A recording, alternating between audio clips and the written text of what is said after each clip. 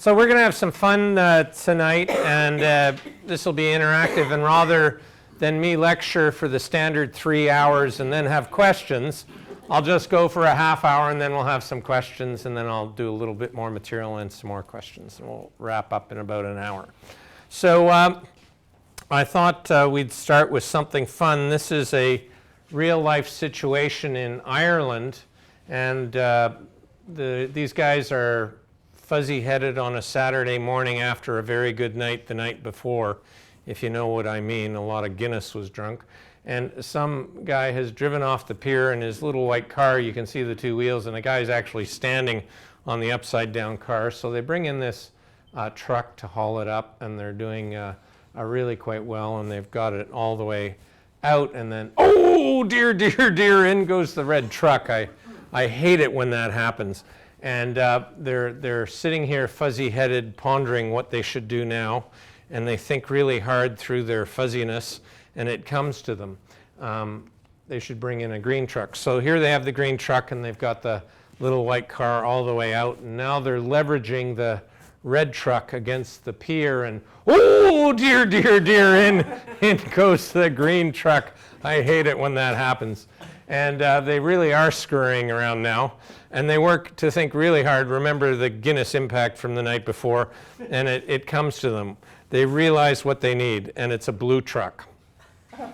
Now, I don't know, Michelle's enjoying this one.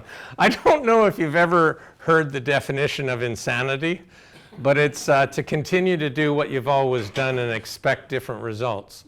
And if we want a secure energy future, one that's secure economically as well as environmentally, we can't do what we've always done. And you know, the OPA and the OPG really should be the ONA, the Ontario Nuclear entity, because if you look at Ontario, 50% of our electricity is generated by nuclear, and if you look at the engineers within the OPA and the OPG, it's a nuclear entity. And there's this brilliant saying, which is never ask a barber if you need a haircut, because I can tell you in advance I know the answer. And if you ask the OPA or the OPG what is our energy future, you will get a very predictable reply, because both are nuclear entities, not energy entities. They have an inherent bias in them.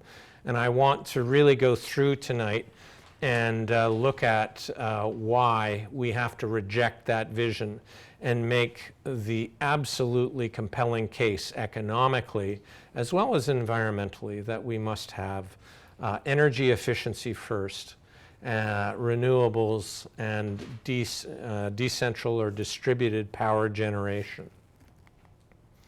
So in 1980, the world's leading telephone company, AT&T, hired the world's leading management consulting firm and asked them to predict how many mobile phones would be sold in the year 2000.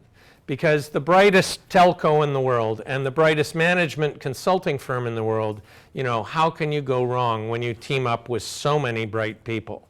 And they, you know, have a lot of Harvard and Princeton and Yale, you know, graduated, you know, summa cum laude MBAs working on this file, and these brilliant guys, and now they sharpen their pencils to a certain number of decimal points, and in their brilliance they come up with the answer. And they said by the year 2000, 900,000 mobile phones will be sold. And based on that wisdom, AT&T sold its mobile division, because when you have all the brightest people in the world telling you what the future is going to be, and this was a dismal future for the mobile division, they exited the thing. Well, it was actually true. 900,000 mobile phones were sold in 2000, but in the first 3 days of 2000. And so what could possibly have gone so wrong in the brightest people in the world in their respective industries, telco and management consulting? How could they have been off by a factor of 100? Well, it was 107 million was actually the number for 2000, and today we're in the billions. So why were they so far off? Well, first off, these things were heavy. I don't know if you remember them. You also had a version, this was kind of like a brick you'd carry around and say, hey, look, I have a mobile phone. There was another version that had like a 7-pound battery that you'd carry around with it. I have a mobile phone and a 7-pound battery. So they were heavy, they were expensive, and because they were heavy, or actually because they were expensive, the only purchasers were corporations. Corporations made all the decisions. But when we actually look at what happens with technology that follows Moore's law and a series of laws like that, Moore's law says that the processor power doubles every 18 months, staying at the same price point. And the practical implication of that is this smartphone I hold in my hand has more raw computational power than IBM's largest mainframe of 15 years ago. And I'm carrying it around in my hand, computing things all the time. If you have one of those iWatches, you know, the Apple Watch, you are walking around with more raw computational power than the first lunar landing module. You know, a bit of a worry if you're an old astronaut, eh? So what actually happened is the technology so radically improved over that 20-year span that it was no longer heavy, it was no longer expensive, and therefore corporations were no longer making the decision. And it was a democratization of the digital communications platform. And that is why all the brightest people in the world were so far off. And the same is happening with our energy future. Because of the improvement and the cost curves on LED lighting, the improvement on the cost curves on solar power, the cost and performance curves on wind power, on cogeneration, on all these things. In fact, solar power is already cheaper than the average price of electricity in 39 jurisdictions around the world. Already. This isn't, you know, we have to wait. And Deutsche Bank, not known for their hardcore green or environmentalist credentials, Deutsche Bank says that solar will be at grid parity, meaning equal cost to the power we currently buy in 80% of the world's electricity markets by 2017. 2017. That's not very far away.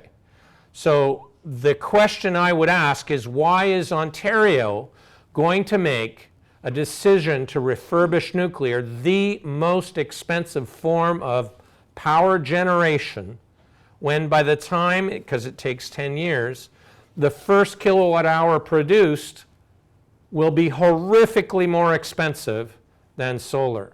Why would you make that kind of bet? Why would you sell? In fact, AT&T was so humbled by this idiotic decision that they had to buy back the mobile division they sold at a significant premium because of the wisdom of the MBAs from McKinsey and their internal planning departments. So this is a cautionary tale for the OPA and OPG, which of course they will steadfastly, like every barber who recommends haircuts, ignore. So light, cheap, and individual decisions changed everything. And so it goes with energy efficiency right now and with solar power. But really, how do you get at a mindset? And it is ultimately, unfortunately, mindsets that govern. Another way you could say this is a paradigm. And I can't really understand a corporate buzzword unless I have a simple story to really understand the implications of it. So I want you to imagine this situation. Anybody here like Walker's shortbread cookies? There are a couple fans, okay? You know, just pure butter. They melt in your mouth. Now you're on a flight, and for some strange reason they serve no breakfast on your flight, and you get off before you go through transit to your next flight, and you're Heathrow International Airport in London, England, and you decide, because you had no breakfast, that you're going to get where else would I get a package of these? You go to the kiosk and you buy a package of Walker's shortbread cookies. You pay for in pounds sterling, and you go and you put them in your carry-on luggage. Now you venture back out into the airport, and it is very noisy and very crowded, and you can only find one free seat. So you sit down, and with your stomach rumbling, you decide it's time. So you reach down into your bag and you pull out your package of cookies.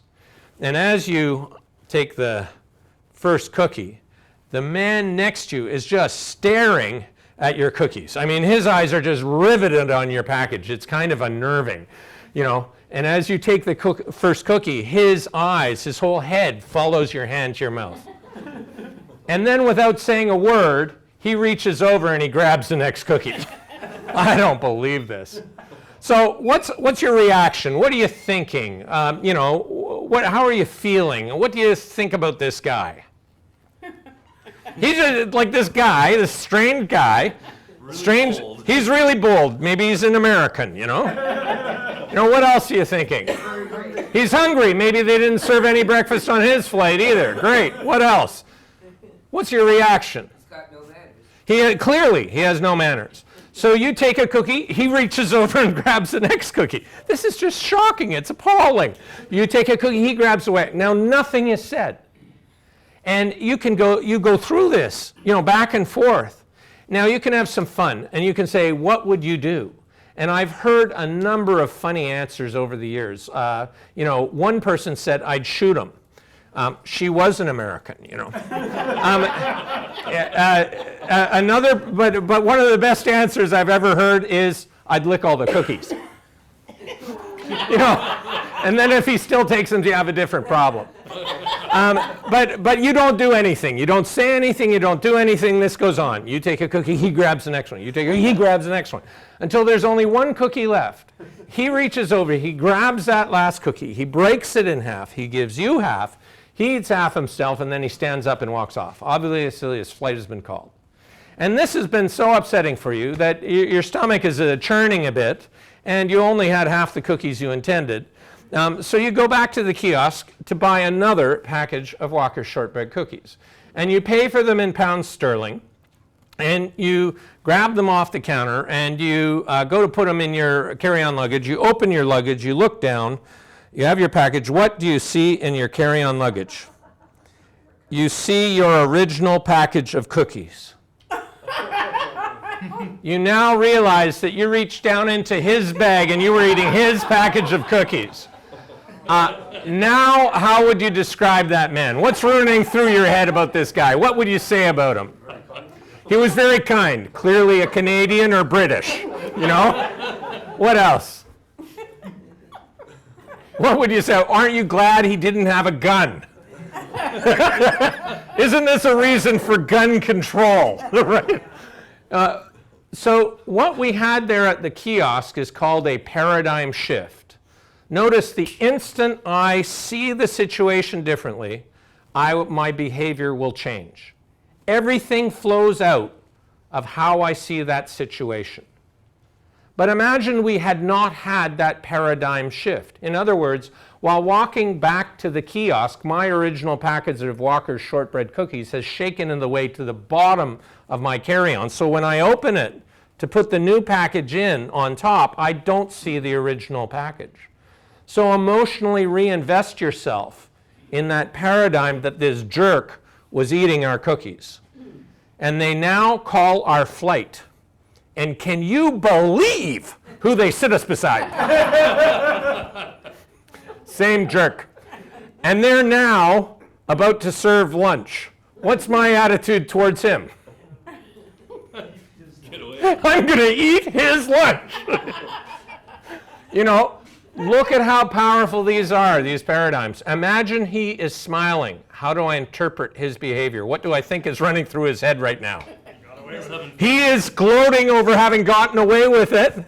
He's having fun watching me squirm as lunch is about to be served. He's planning to eat my lunch. Imagine he's frowning. How do I interpret his behavior? He's a Grinch. He's beginning to become self-aware that he's a Grinch. He's feeling guilty for his Grinchhood.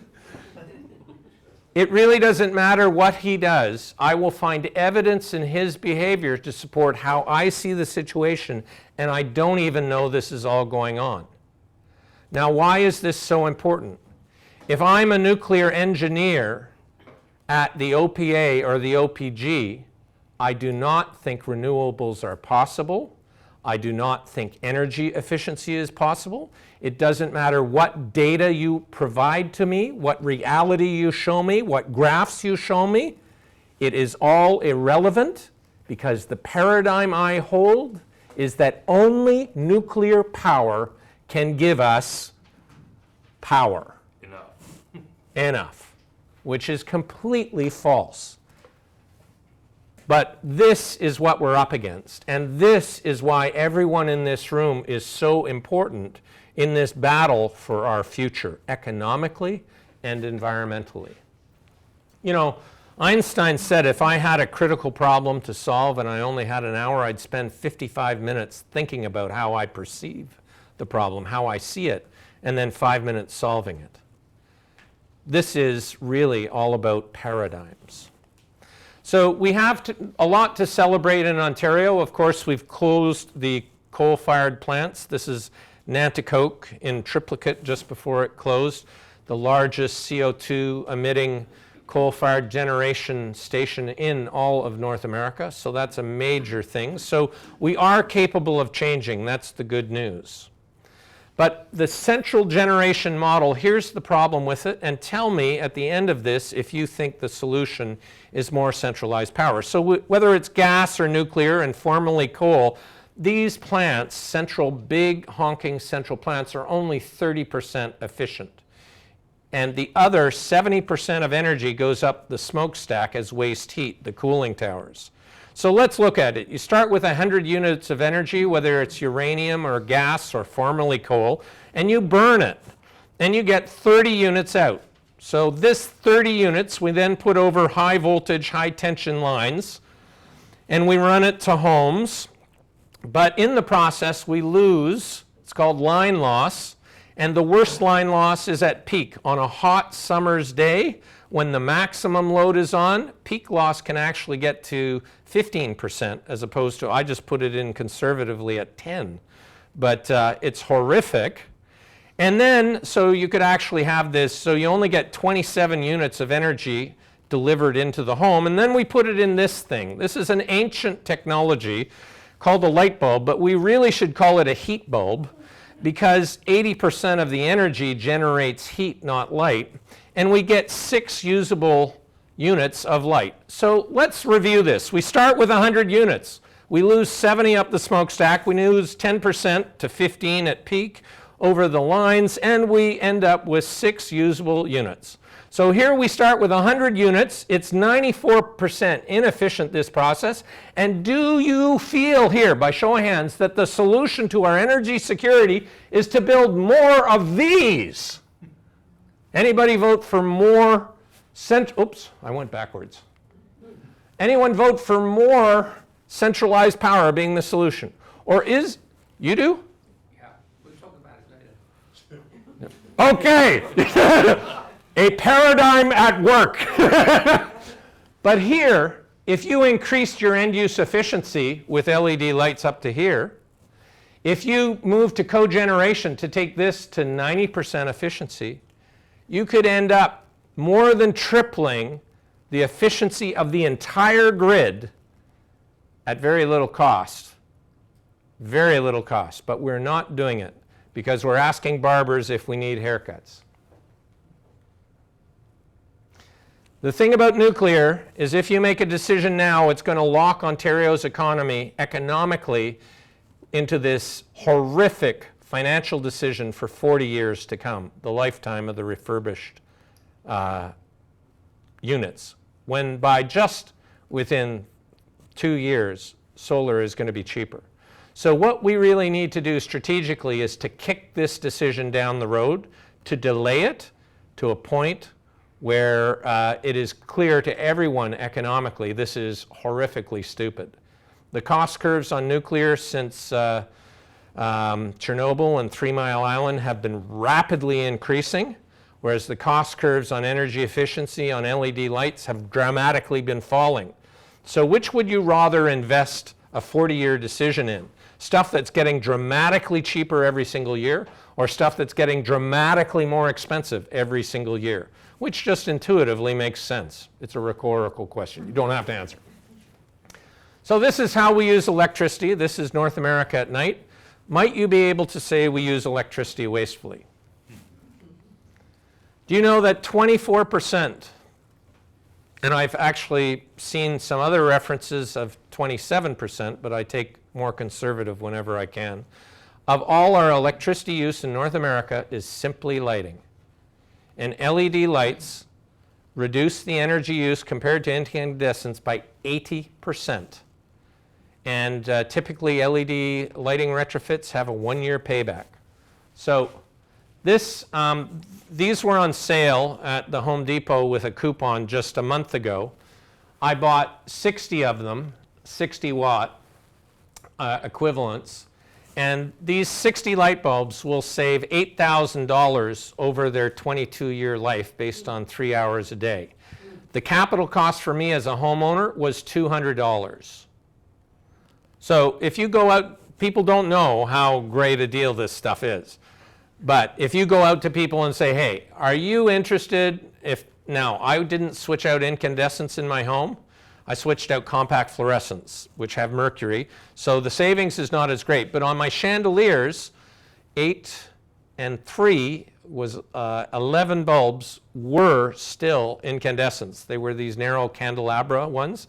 And I got LED candelabra ones. They're into this calculation here. So does it make economic sense for an end user to spend $200? That was the net cost after these $5 off per bulb coupons. Does it make sense to spend $200 as a homeowner if you're going to save $8,000?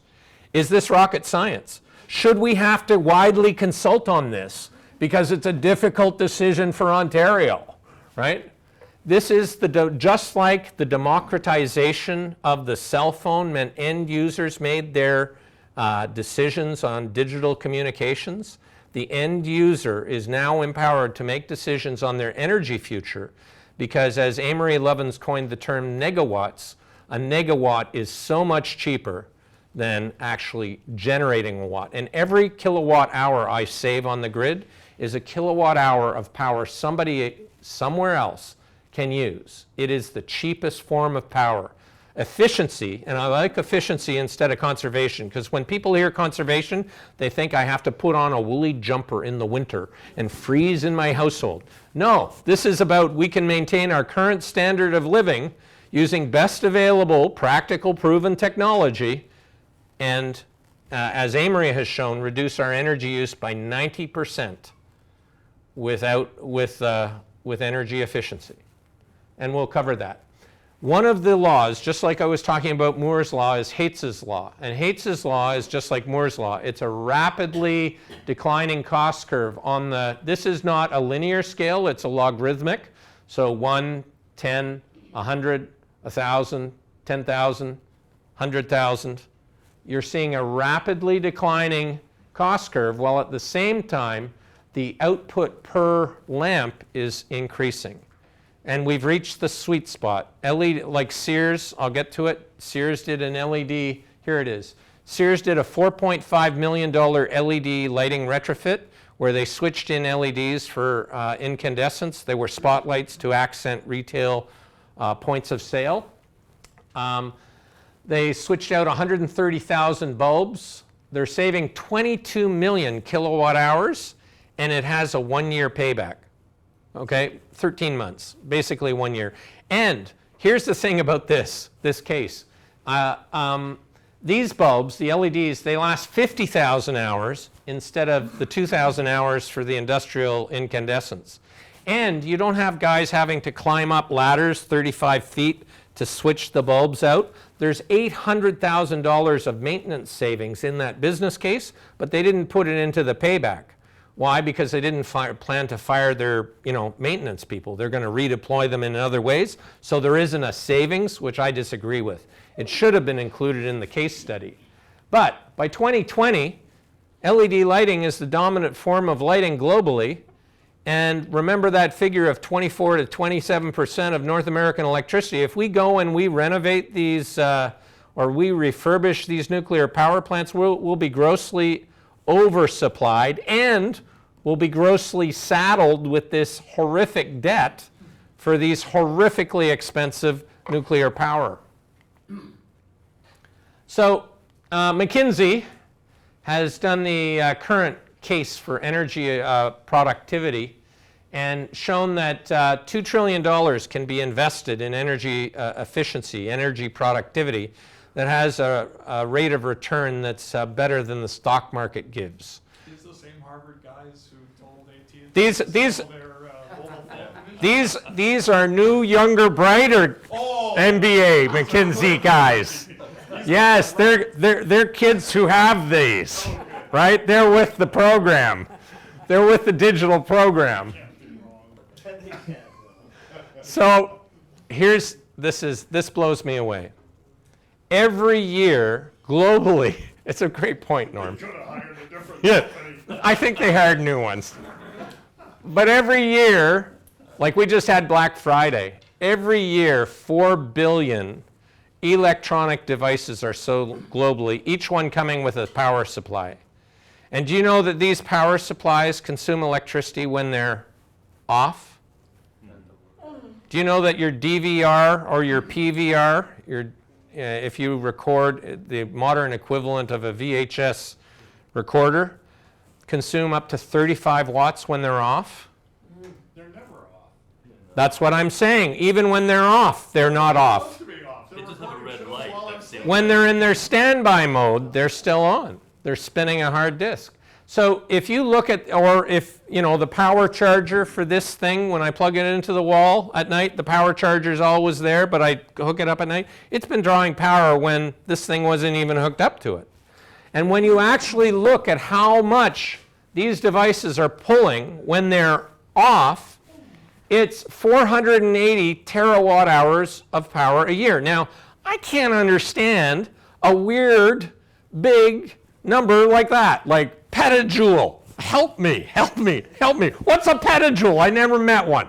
What's a terawatt hour? I don't know. I have no concept. So let's actually break it down. 480 terawatt hours of power a year is all the nuclear power.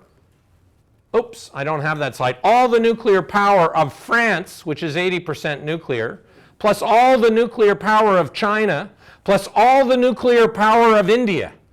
All that nuclear power is required to power things that are off. Does this sound insane to you? Yes or no? Sorry, is this a global number? This is a global number. 480 terawatt hours of power a year to power everything while it's off. So who voted for this? Who thinks this is a brilliant idea? We need all this nuclear power to power stuff that's off. Anybody think this is a great idea? Boom. So here's the answer. In California, they said you cannot sell a digital device with a power supply unless it consumes 0.1 watts. So 1/10 of 1 watt. Actually, their initial standard was half a watt, 0.5 watts, and what's now technically feasible is 0.1 watts. So I'm just correcting that little thing. So 0.5. So imagine you could eliminate, so think about that, 35 watts down to 0.1 watts. A 350-fold reduction for free. Free. Actually, there is some cost because on the legislation that gets signed, there's some ink on it. Like the ink from the pen to sign the legislation, there would be a fractional cost for that. The manufacturers said, oh no, we'll go bankrupt, this is horrific. Have you ever heard this before? When automakers had to put in seat belts, and they said, if we put in seat belts, auto companies will go bankrupt. We'll have to lay off thousands of workers because of the cost of adding in these horrific things, seat belts. Like, I saw Ralph Nader when he was up here in Toronto recently. His family presented him with an honor and a little small reception. And tell them, Michelle, I'll get back to them later. But so really, this is the standard response. This will be horrific. We can't change these power supplies in California. Well, you know what? When they move to 0.5 watt, and now they can move to 0.1 watt, they find they drive all sorts of material out of their power supplies, and in fact, the power supplies are cheaper. They are, in fact, cheaper to manufacture, to have a 350-fold reduction for free. In fact, it's saving more money by doing this. So do we really need all the nuclear power plants of France, of China and India just to power things that are off? Or do we just need a little bit of political will and legislation to change the standards? And in fact, when California changed the standard, other companies said, look, it's the largest market in the US. We're not going to have an efficient power supply and a stupid power supply. Like, we're not going to maintain to have a stupid production line. California becomes the de facto standard for the entire US. Here's one of the evil little things. Here's one of the evil things. This is a DVR or PVR. So I'm going to switch up to solar. This is a powerful insight for me. Do you know that more energy falls on Earth from the sun in a single hour than all energy we consume globally, all countries, all sources? 1 hour of sunlight provides more energy to Earth than all the energy, all sources, globally, all countries, in a year. If we just live within the solar stream, we have more energy than anything else. There's this great cartoon, of these two guys looking in Australia in the ground and saying, it's out in the desert and the sun's beating down on them, and they're saying, geez, I hope we could find a source of energy somewhere. It's right here. It's been here all along. So this is the annual amount of sun energy we get globally. And this tiny slice is all remaining fossil fuels. That's coal, gas, oil, everything that's still under the ground is tiny in comparison to what we get every single year. Now this is the exciting bit. This is, we talk about these cost curves declining. This is called the Swanson effect, and this is the cost of solar power per watt. In 1977, it's $76 a watt, and you can see it decline. To here, this is a historical slide, sorry, it's 2013. In 2014, it's not 74 cents a watt. In 2014, it's half of that. It's 36 cents a watt. You just saw another cutting in half of this. Just in the last 5 years, solar power has decreased 80% in cost. Do you know this year, China is installing more solar power than the US, the UK, and France combined? Do you know that in 2014 it installed more solar power than the US has in its 35-year history? We're on this tipping point of change. But if you talk to an engineer at OPA, OPG, the answer is nuclear, because that's my paradigm. This is that Deutsche Bank study I referred to earlier. And in fact, we have already seen, this isn't the slide I was thinking of, but we're seeing an exponential growth. Solar power is now doubling in capacity globally every 2 years. So it's coming down in price and going up in installation. And solar has now crossed the 1% threshold globally. 7 more doublings equals 100%. And it's doubling every 2 years. 14 years, if the cost curves were to stay constant, we would see solar power supplying 100% of the world's needs. So here we have the declining cost curve of solar, and here we have the inclining cost curve of nuclear. Which would you like to put a 40-year bet on? Talk to the OPA, talk to the OPG. They want to bet on this one with our money.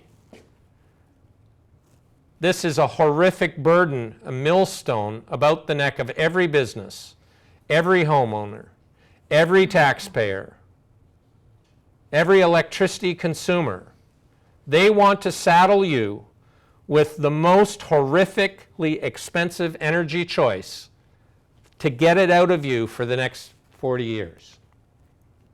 So this one for me is mind-shattering.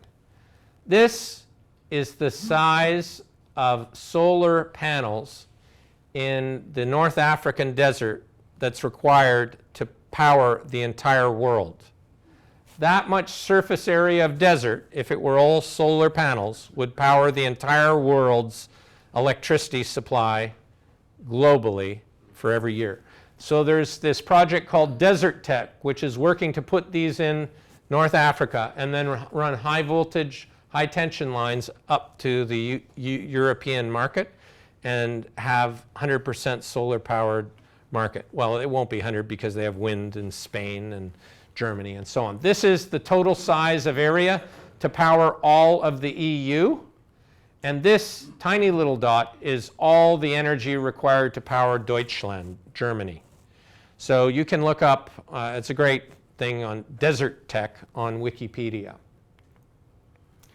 You know, this guy was a brilliant energy analyst, Wayne Gretzky. You know, he in his brilliance said, "I never go where the puck is. I go to where it's going to be." And that seems to be the central question for us tonight. Where the puck will energy be in 5 years? And then we should go where the puck is going to be, not where the OPA engineers think we should go. Where the puck is energy going to be? Take that away with you. It's memorable. So, and you heard it from Wayne Gretzky. So I want you, people don't understand the power of exponential growth. I want you to imagine a lily pond, okay? And this lily pond is beautiful, and you love lilies, and they're idyllic, and they look beautiful. But this lily pond starts with one lily pad. And these lily pads are doubling every day. Okay, so day 1, there's 1 lily pad. Day 2, there's 2 lily pads. Day 3, there's 4 lily pads. This is the progression.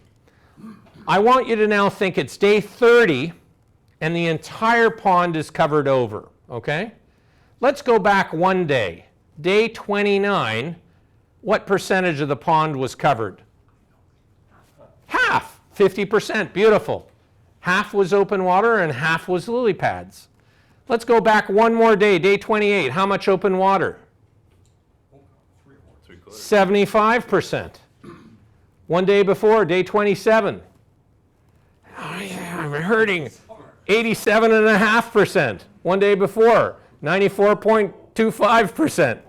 Okay, you see this. Like up until the very end, it's a lot of open water. Now you have seen this progression, okay? You have seen 1% covered, 2% covered, 4% covered. 96% is still open. And you go running around to your organization saying, beware, beware, the whole lily pond, the whole lake, the whole lily lake is about to be overrun with lily pads. And the people are looking at you saying, what are you talking about? There's 96% open water. Can't you see that? But don't you see a logarithmic progression here? Exponential growth? And they go, man, like, what planet are you from? This is what we're up against. The logarithmic or exponential growth of energy efficiency because of LED lights, the uptake of those, energy efficiency devices, distributed power, lowering cost of solar and wind power, all of these things are all in exponential growth. And the people who are in power are saying, energy efficiency can't really be a provider of major energy. Solar really can't be a provider. Solar is only 1%. What are you talking about? Solar is going to... They can't see the lily pond. They can't see the pond for the lilies. This is a new expression here. You heard it here first. They can't see the forest for the trees? No, they can't see the lily pond for the lilies. They just can't see it because their paradigm prevents them from it. And it doesn't matter how much you how much evidence you give, how many examples, right? You've heard of the genomic project to map the human genome. It had billions of dollars of funding. It was on a logarithmic or exponential growth curve, right? So it's very small, like 0.0007% mapped. And the next year it's 0.0014 mapped, right?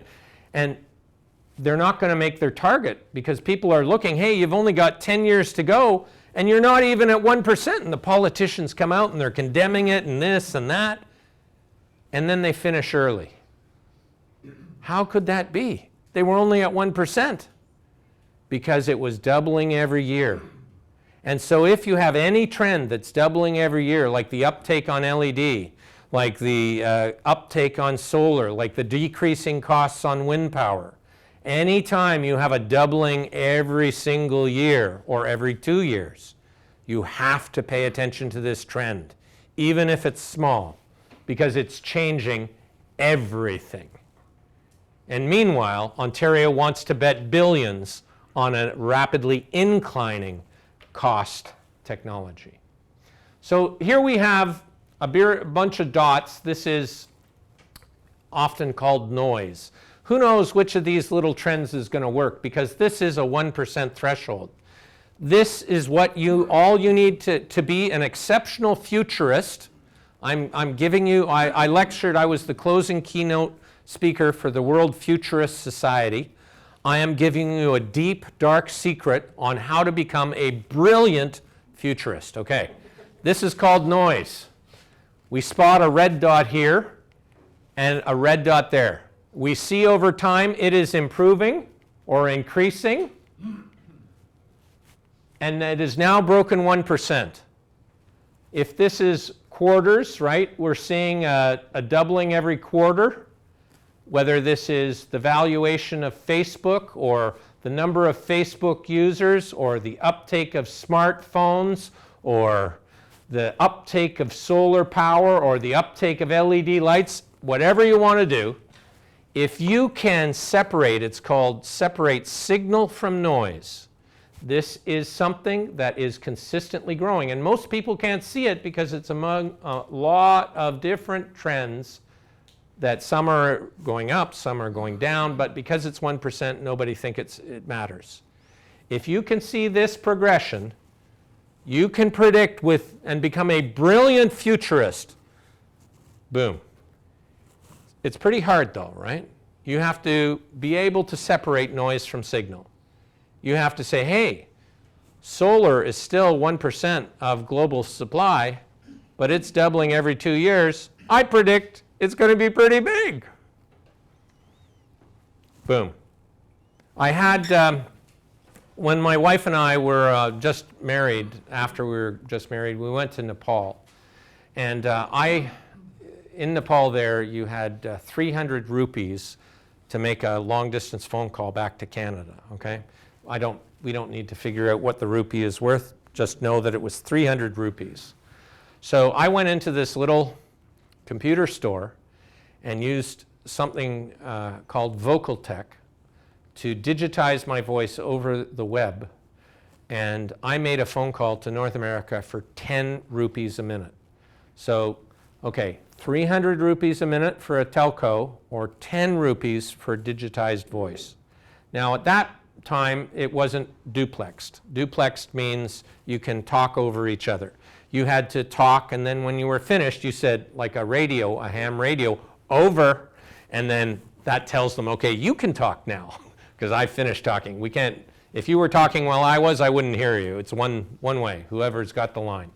So it wasn't fully duplex, but based on that, based on this, in my brilliance as a futurist, I said, by the year, by 7 years from now, and it was 98, by 2005, long distance will be free.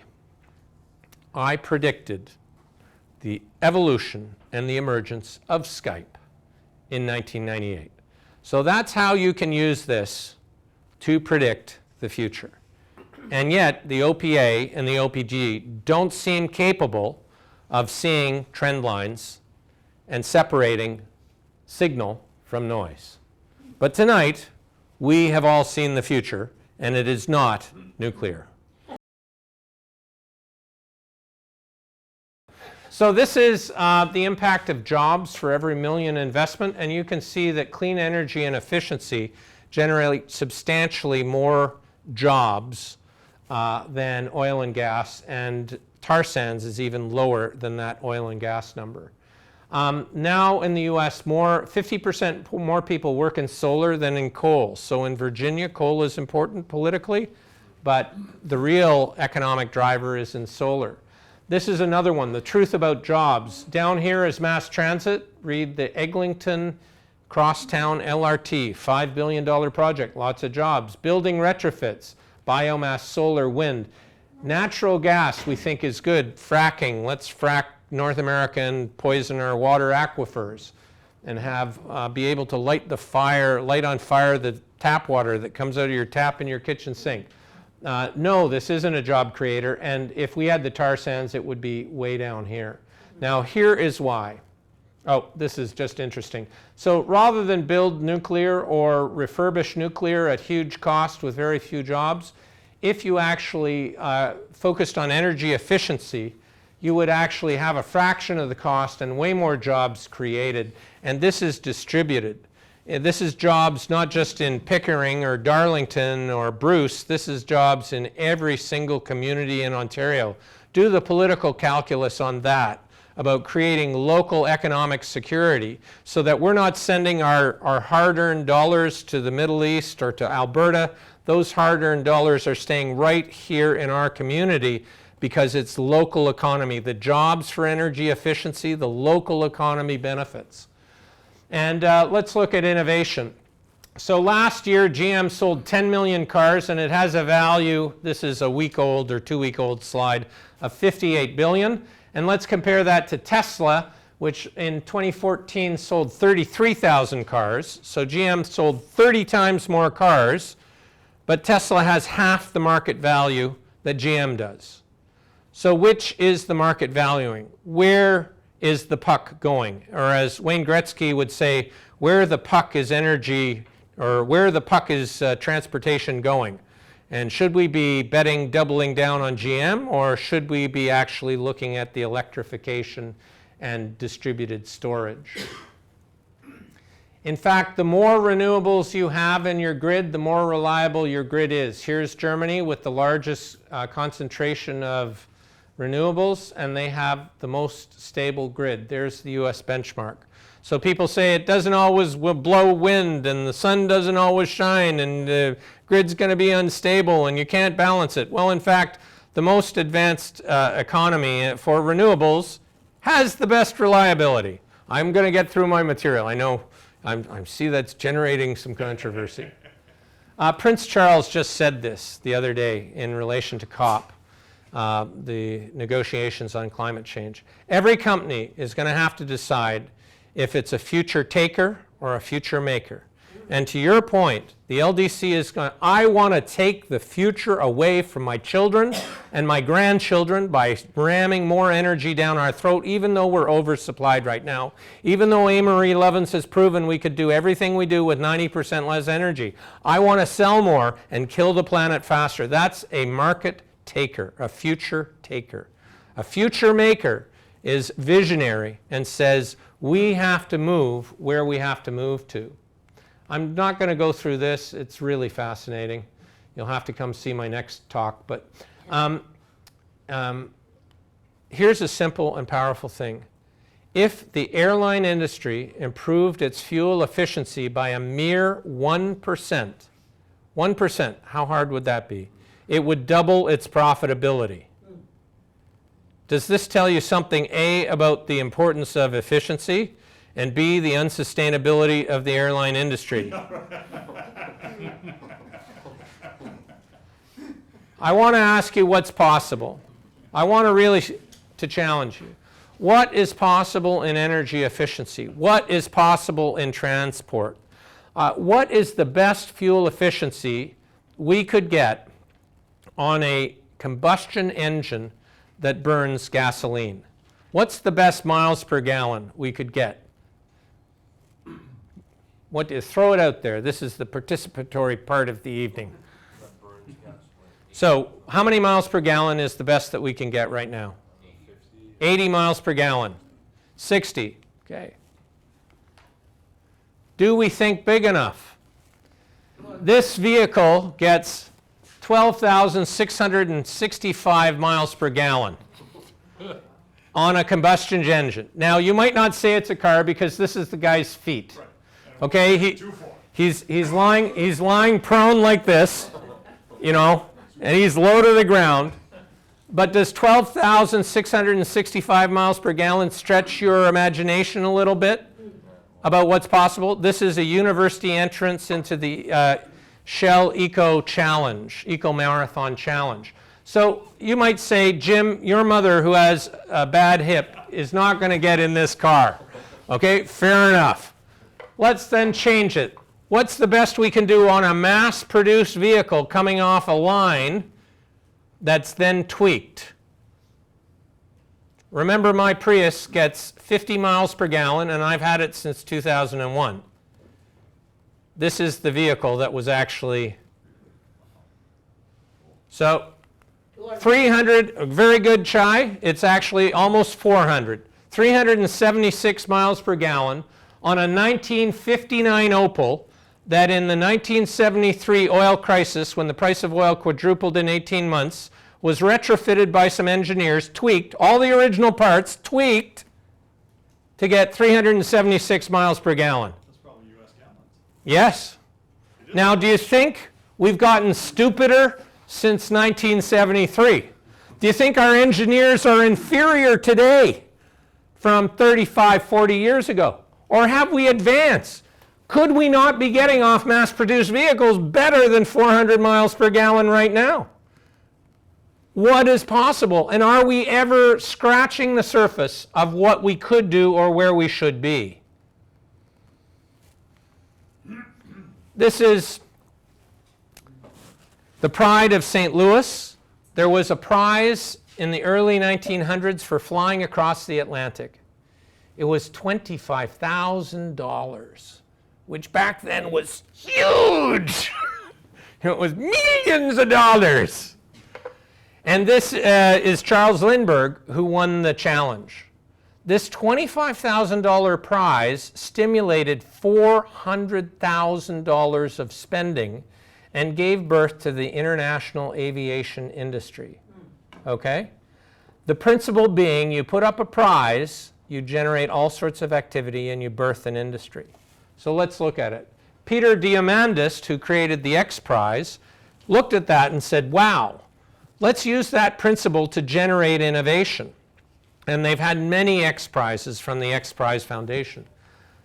But one of them was for this. When we saw in the Gulf of Mexico, Exxon spill billions of liters and kill ecosystems, horrific, right? Horrific.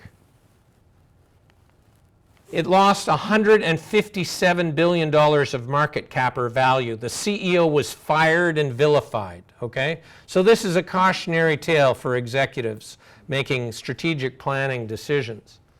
So the X Prize comes in, and they create an X Prize to clean up oil with a 6-month window to compete. You had to submit within 6 months, and the prize was a paltry $1.4 million. And to be a finalist, you had to have 2x the rate of cleanup at less price than the industry.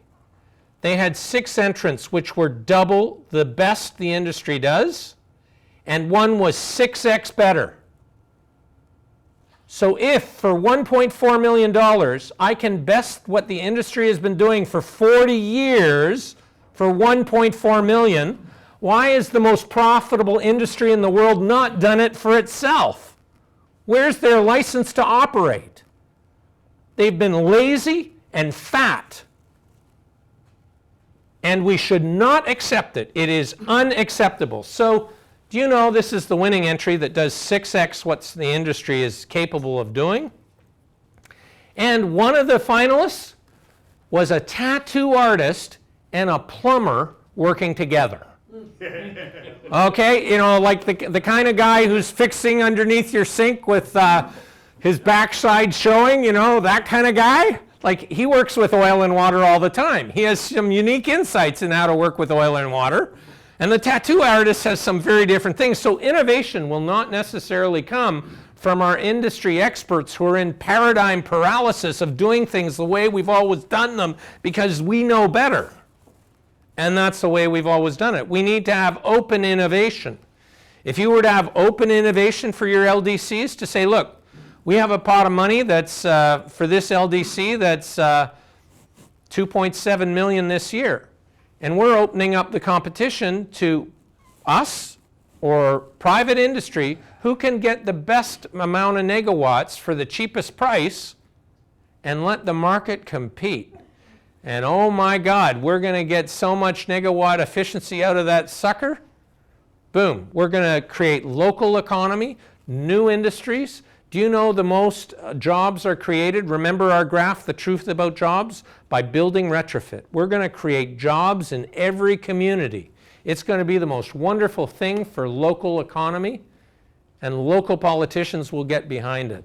Did this thing take off? I don't know the continuing story, but it was 6x. It bettered the industry by 6x in 6 months for 1.4 million, which is nothing. It's like 2 seconds of oil profit. Do you know the oil industry? There's something called unburnable carbon, and we have learned from the scientists that 80% of the carbon stores, whether that's oil, gas, or coal, must stay, methane in the Arctic, must stay under the earth to avoid catastrophic climate change, okay? So we have to keep 80% of what's there underground. Oil companies have what are called proven reserves. This is stuff they know is here. We can't even burn the proven reserves oil companies have. So why are they spending $100 million every day exploring for new sources when we can't even burn the existing sources? Is that inefficient? And if we want to really get value, we should say no more exploration for any oil and gas company or any coal company. And that would unleash $100 billion of revenue that is currently being just literally flushed down the toilet because we can't even extract what we already have. So we need to really address these inefficiencies. I want to just say this is why the tar sands is terrible. So here we have a truck that costs $5 million, okay?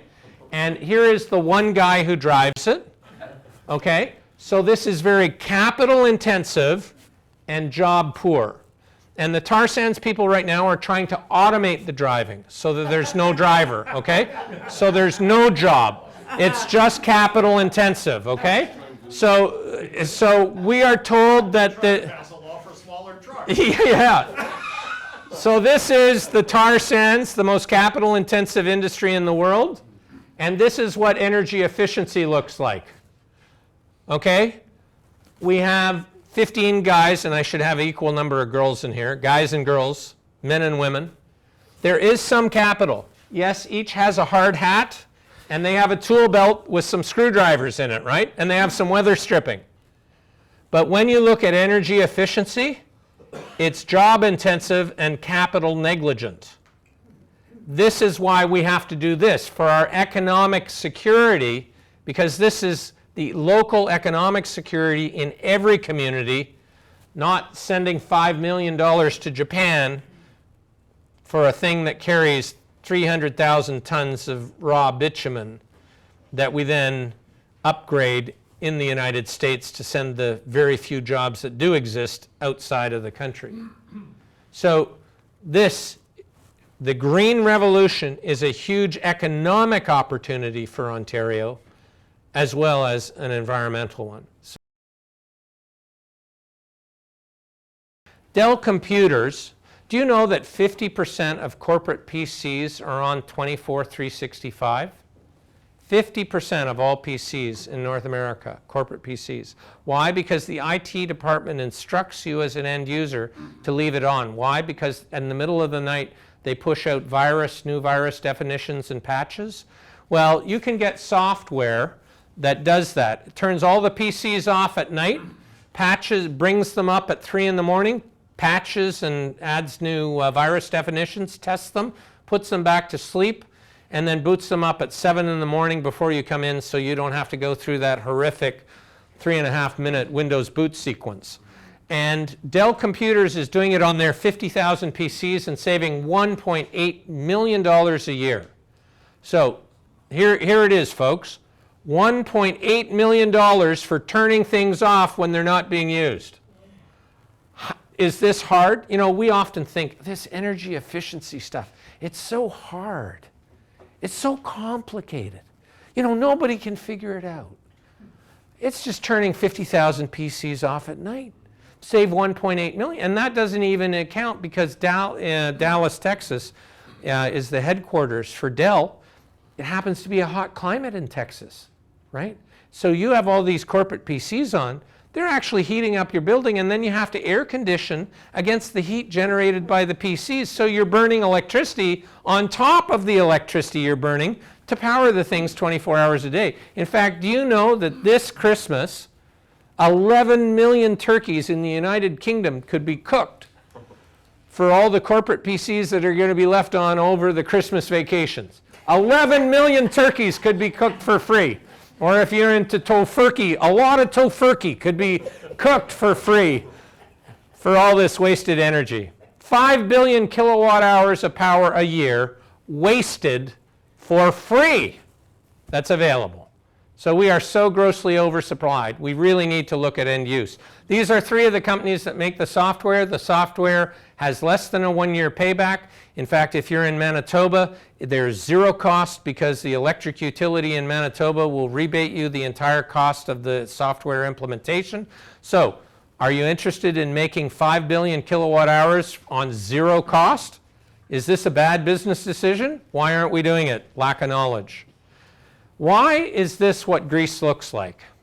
Reflectivity. Albedo. The albedo effect. It means white reflects the sun heat, black absorbs it.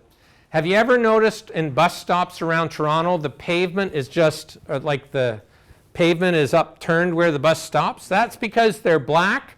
In the summer it heats up and the bus stops and it weighs and it jams up this.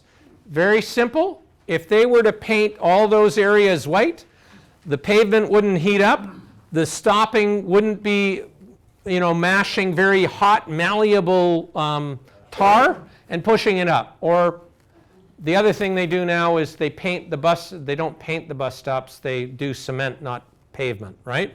And it doesn't buckle. But they could have done it with a coat of paint if they'd figured this out, but they're not that bright because we do things the way we've always done them. So, let's look at this. This is a roof.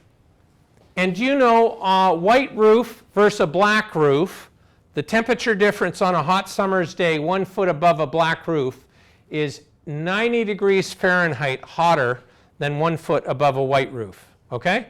Big difference. Now, question for you, skill testing question. Where do we stick the air handling equipment for buildings? On the roof. Bing! Survey says yes, you get your prize. So we stick the air handling unit on the roof, the black roof. So we're sucking air in at 90 degrees Fahrenheit too hot, that we have to have this huge energy expenditure to cool it down to 72 Fahrenheit. Error there. It should be 80 degree Fahrenheit. Oh, thank you, thank you. Try, you're improving my presentation all over the place. Like, we're going to put solar hot water and we'll change this to 80. So, do you know that Stephen Chu, who's a Nobel laureate, who was the Secretary of Energy for Obama, was saying if every roof in the world was a white roof, that we would have $2 trillion less of carbon emissions. Do you know that the cost of a white roof is no different than the cost of a black roof on install? Do you know that on resurfacing there's no difference?